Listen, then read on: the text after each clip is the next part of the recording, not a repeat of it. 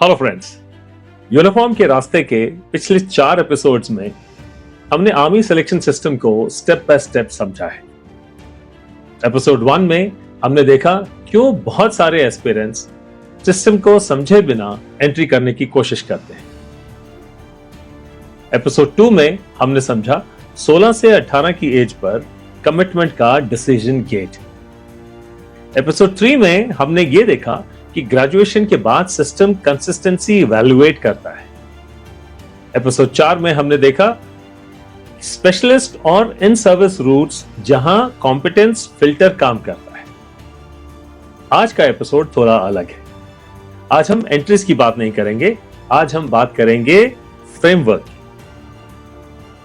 इस एपिसोड के एंड तक आप 3 चीजें क्लियरली समझ जाओगे। नंबर 1, आर्मी ऑफिसर सिलेक्शन का कंप्लीट डिसीजन आर्किटेक्चर। नंबर 2, कैसे एस्पिरेंट्स अपनी स्टेज को आइडेंटिफाई कर सकते हैं। और नंबर 3, कैसे सिस्टम को समझकर अपना रास्ता डिजाइन किया जा सकता है, आपके द्वारा, किसी के भी द्वारा। ज्यादातर एस्पिरेंट्स आर्मी ऑफिसर बनने को एक एग्जाम जर्नी समझते हैं।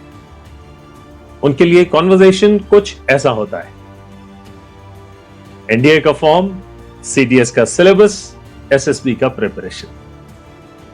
लेकिन आर्मी का सिस्टम एग्जाम्स के अराउंड डिजाइन नहीं किया होता।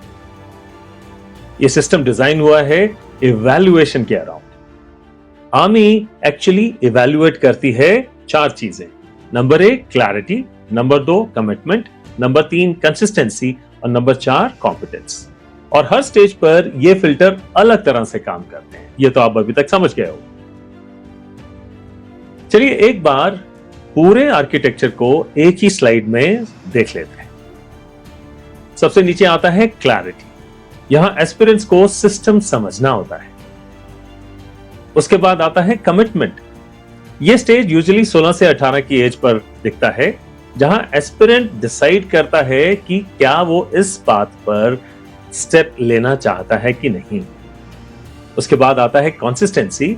ग्रेजुएशन के बाद आर्मी यह देखती है कि पिछले कुछ सालों में 16 से 18 साल के बाद एस्पिरेंट ने क्या पैटर्न बिल्ड किया है। और फाइनली आता है कॉम्पिटेंस। यहां एस्पिरेंट सिस्टम में एंट्री करते वक्त कोई प्रोफेशनल कैपेबिलिटी, कोई स्किल लेकर आता है। अगर आप ध्यान से देखें तो सिस्टम का लॉजिक बहुत सिंपल है। Different entries, same evaluation architecture. इस सिस्टम को समझने के बाद हर एस्पिरेंट को खुद से 4 सवाल पूछने चाहिए, आपको भी। पहला सवाल, क्या मुझे सिस्टम की क्लैरिटी है? मैं कौन से स्टेज पर हूं और मेरे लिए कौन सा एंट्री विंडो रेलेवेंट है? दूसरा सवाल, क्या मैं कमिटमेंट लेने के लिए तैयार हूं, फिजिकली, मेंटली? क्या आर्मी मेरा सीरियस डिसीजन है या सिर्फ एक option because of peer pressure, because my friends are also join? तीसरा सवाल, क्या मैंने अपने आसपास कंसिस्टेंसी बिल्ड की है? पिछले 2-3 सालों में क्या मेरी लाइफ में डिसिप्लिन और डायरेक्शन दिखता है? और चौथा सवाल, क्या मेरे पास कॉम्पिटेंस है? क्या मैं सिस्टम में एंट्री करते वक्त कुछ कैपेबिलिटी लेकर आ रहा हूं जिसे फौज को दरकार है? इस सीरीज का सबसे इंपॉर्टेंट इनसाइट शायद यही है। ध्यान से सुनिए, आर्मी ऑफिसर सिलेक्शन एक रेस नहीं है, यह एक अलाइनमेंट प्रोसेस है।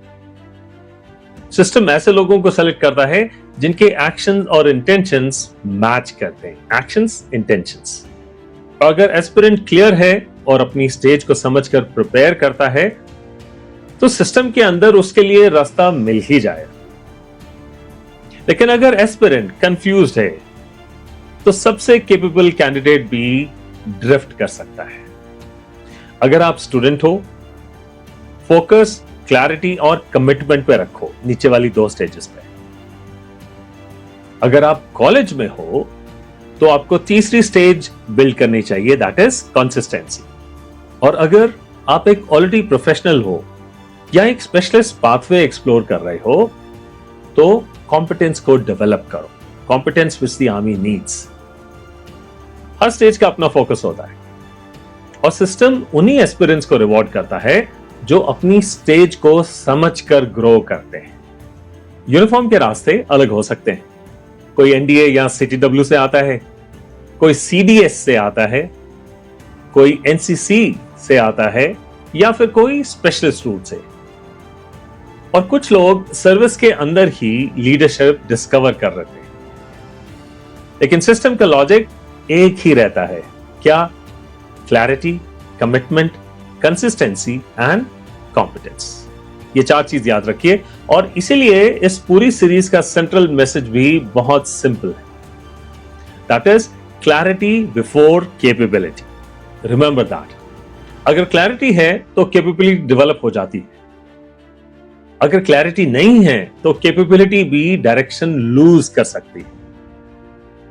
यही था यूनिफॉर्म के रास्ते का complete framework, step by step.